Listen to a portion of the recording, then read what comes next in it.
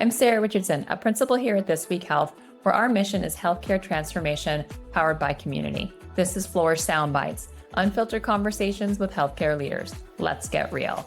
Welcome back to Flourish. I am Sarah Richardson, and today's soundbite features someone who is truly fearless in both business and life, Rebekah Panepinto. Rebekah's built a powerhouse career in healthcare IT sales. She hosts her own podcast, the Rebekah Panepinto Project, and now brings her expertise to retail customers, working with brands like Shutterfly and Chick-fil-A, which made me hungry as after you said that the first time for sure. She's a huge believer in Amazon's leadership principles as a guiding ethos, and she's not afraid to challenge convention by coloring outside the lines. And if that's not enough, Rebekah has competed in over 55 Spartan races, proving that grit and fearlessness aren't just buzzwords. That's how she lives. Rebekah, welcome to the show. I'm so excited to be here. I love having you here. And I always have to say, like, how did we meet? Andrew Carr from 40AU introduced Mhm. us a few years ago, and it's just been this really great friendship ever since. And so I'm grateful we get to tell a bit about your story today. Likewise, yeah, he's like, you guys will totally get along. I can't believe I hadn't made this introduction before. And Which he was right. he was right. We just had to find a place to go scuba diving before too long. We will get there, I promise. But you are known as a huge advocate for Amazon's leadership principles. How have they shaped your approach to sales, to leadership, and even your life? I view principles in general as kind of like a worldview. I'm a huge fan also of Ray Dalio principles. And so as I've gotten further involved in the Amazon ecosystem, I've really clung to these different principles that they've outlined to get everybody on the same page and understand the culture of their business. And so when you have a common ground, a common principle, a common worldview, it changes the way people interact, the way people serve customers, and the overall just culture and environment of doing business with a company. So I'm a huge fan of it, and Amazon has really perfected their ecosystem of their principles. Of all of the principles that they have, which one do you believe is most overlooked, but also most powerful when it's applied consistently?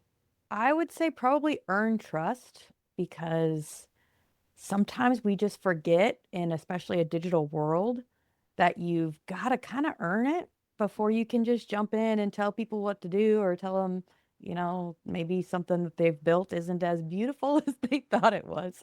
You have to first build that credibility and earn trust, which is different when we live in this digital world. So I actually have a good friend who just wrote a book called Swift Trust, and it's about how you now develop these muscles and develop these relationships with people virtually to make sure you're at that same trust basis you need to be to actually be able to transact quality business together. What are some of the tactics you're using that work, minus the book, which I'm sure is an amazing read? What are some of the things that you have done digitally to create that bond with your clients? Well, I would say nowadays you've got to hit people by more than one channel. So I sometimes get stuck just in email, just in text, just in LinkedIn DMs. And the reality is, with people having 100 different things coming at them, you have to be reoccurring on more than one platform. So now if I email someone, I'm usually also doing a DM or a text so that at one point, they're going to see or hear what I have to say. And I used to hesitate at that, thinking it was annoying, but it was like, no, people appreciate that. They're like, wow, like this is important. We need to get this done. And I need to respond to Rebekah. So now it's multiple channels and then it's consistency over time. And I've always been a fan of playing the long game. That's one of our principles in the training that we do is playing the long game, and that you have to realize how long it takes to establish some of these. But you've adapted principles as you've moved into new industries and customer groups. What do you find works all the time? And what are you also finding that may be specific to retail now, as an example? Well, the one that fits them all is customer obsession. And it's not going to matter if you're in healthcare, if you're in retail, if you're in manufacturing. If you don't think the customer first and make them the hero, you're going to be kind of dead in the water. So customer obsession is up here, kind of trumps them all, making sure that no matter what the problem is you're going to solve, that you're there to make the customer's life easier, not your own.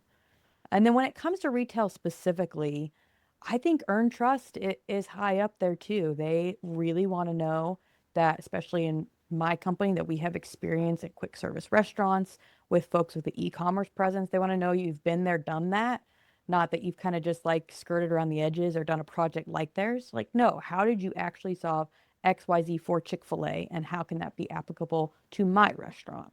You've moved to a degree, I say, beyond healthcare and lessons that you've been learning from retail, and yet healthcare is one of the hardest places to get that stickiness from a patient, to provide the customer/patient experience because people typically don't feel well. What have you brought with you from healthcare that does help working for these new iconic brands? I think it's seeing a customer as a human being and as a person who has their own world and maybe their own pain. Even if, like, getting a chicken sandwich isn't going to solve, end of world hunger, it still is solving a problem from somebody, a stressed mom in between soccer games. And you have to think about the human element that a lot of times in retail there can be a forgetfulness around, especially if it comes to like vanity things. But when you think about in healthcare that, grandfathers are passing away, children are being born, like the continuum of life is happening in the hospital. It's also happening in a restaurant. It's just a lot faster and different. And thankfully, there isn't blood and it's not as high stress. But still, it's about the human element and about giving people good experiences. What should healthcare learn from retail? And I've had this sort of debate with myself. I came from hospitality originally. I'm always trying to marry my two universes. But what should healthcare be picking up from what's making retail such a cutting edge space in these types of environments? So I don't want to be mean, but you can move way faster. Yeah. I mean, retail code freezes from Black Friday, Cyber Monday to like January 5. And they still get all this stuff done in this small amount of time they have of actual, productive working months. Well, healthcare doesn't really close for a solid 2.5 months. So let's keep it moving. Let's keep innovation going. Like, there's no need to wait till the next quarter or the next year when customers have problems to solve today. Yeah. And where do you see some of the agentic capabilities or the generated capabilities from AI transforming the overall customer experience? Well, we just had a really cool experience with, you mentioned Shutterfly, where we completely transformed an e-commerce user experience for them by allowing them to use prompt communication to build basically a photo book. So instead of it taking 3 to 4 hours of you going to get all your pictures from the last 6 months and, all kinds of different children and different moods, et cetera, we now have built a solution where within literally 30 minutes, you can write a prompt and say, I want every picture from Disneyland, July 24th, 2025, where everybody is smiling and looking at the camera. Bloop. All those pictures are put together in a photo book. So it's allowing customers to literally just, they could even voice to text it. Hey, give me a photo book that looks like XYZ. And now you've gone from just in this use case 4 hours to, 20, 30 minutes. But imagine the opportunity beyond that and how much more usage Shutterfly is going to get because now there's an LLM type relationship with building a photo book of your own pictures. Of your own pictures. I'm already thinking about, okay, so if I wanted to find a doctor that way, being able to just say, I need, these are my symptoms, this is the kind of doctor I want, here's what I'm seeking, etc. And then being able to collate all that information back to you, even on your phone, as you're thinking about the overall user/patient experience. I love that. 55 Spartan races, and you probably have now like 56. You said you were just doing another one, Indiana. That is 58, but thank you. 8. Okay. 58. And those are I the do 3 at a time.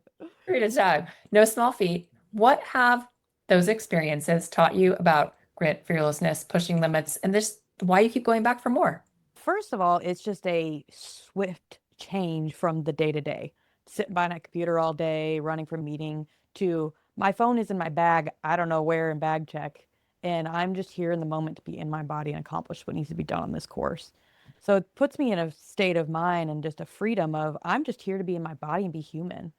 So first off, that's great. Then you add the culture and the people that are there that are saying things like, don't be weak and you can do this. I had a guy, this weekend tell me to grab the bigger bucket carry that you do. He's like, you can do the man's weight. I can tell, pick it up and go. And I was like, thanks. I just needed the push. So you're with these people who are like, let's do better, do hard things. Like, this is what we're here to do is to leave it all out on the course. And when you have that around you, you can't help but respond to it. And like literally as I came back, I said, thanks for pushing me. I knew I could also do the, 15-pound heavier bucket carry. I just needed somebody to call out and somebody to cheer me on. And when I came back, they were like, hell yeah, like you have great biceps. That was awesome. And it gives you encouragement to be like, yeah, I can make this happen. And you leave feeling like $1 million. How often has the adrenaline factor from a Spartan race brought you back to the office and you said, yeah, I can carry that 15-pound heavier bucket on this project as well. When do you find those things being complementary? I think even just, you and I live in a man's world a lot of days. Just I can do what the guys do. I was looking around, us women were outnumbered probably 4-1 all day on that course yesterday. And it's like, I belong here. I can own this. I can participate and I can understand how to work within this ecosystem and be successful.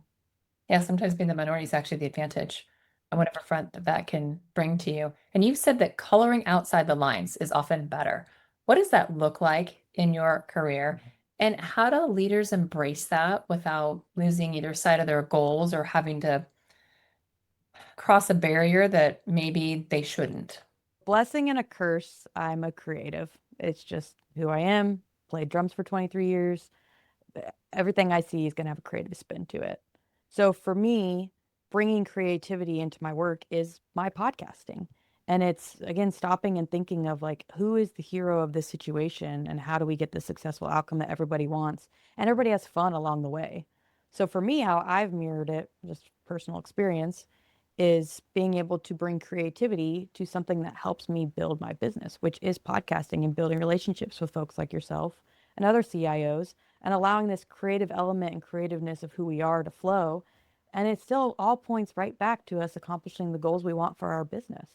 Your company, I should say your industry per se, loves playbooks, has to have timelines, has to have project plans, etc. How do you know when it's time to rewrite those expectations? Honestly, you've got to keep up with how fast things are changing, or else the industry is going to tell you that it's too late to have changed your game. So it's staying on top of. I still remember the day my boss said, "Hey, hop on Google Meet. I want to show you something." And he showed me Chat GPT for the first time. And I was like, whoa, I didn't even know this was coming. And he gave me this nice little snippet of like, here's what's coming. You need to go figure this out. And I was like, cool, I got it. And then he started to call me out on it weeks later. Have you used ChatGPT to write emails? Have you asked ChatGPT? And so he was like, I'm going to make sure my sales team is at the forefront of innovation and what's coming because we can't get stuck in the old ways or we're going to get beat by our competitors. So it's definitely having people around you that are making sure to keep you accountable on like, this is what's happening and make sure you stay agile and ready to respond to it or things can pass you by really fast. Yeah, find the people who are constantly helping you be a little bit uncomfortable so that you want to always add that learning element to your personal plan for sure. All right, I got to ask you some speed round stuff. Are you ready? Ready. Amazon leadership principle you would take with you to a desert island. Ownership. Leaders are owners. Have some skin in the game. You ran a race yesterday. How do you like to recharge after you do that? Good old lifetime hot tub steam room combination. If you weren't doing sales or podcasting, what job do you believe that you would chase? What's your dream role? I would have been Carrie Underwood's drummer, but it's okay. You know I that still play for fun. I have to throw another one in there too, is 80 podcast shows. Who's your dream guest? Like who have you not had on that you're like, that's my target? Because then we can just send them this clip and they'll be like, amazing. I'd love to be on Rebekah's show. I'd still have some earning it, I think, to do, but man, Tom Bilyeu, that'd be a fun conversation. Well, we'll make sure he gets a snippet of this soundbite for sure. For our listeners, be sure to check out Rebekah's podcast, The Rebekah Panepinto Project, for more bold conversations on leadership and innovation. And if today's episode sparked something for you, share it with a colleague or friend who's ready to rethink their own playbook. Rebekah, thank you for being on the show. You're awesome. Can't wait to see you again soon. That's Flourish Soundbites. Find your community at thisweekhealth.com/subscribe. Every healthcare leader needs a community to learn from and lean on. Share the wisdom. That's all for now.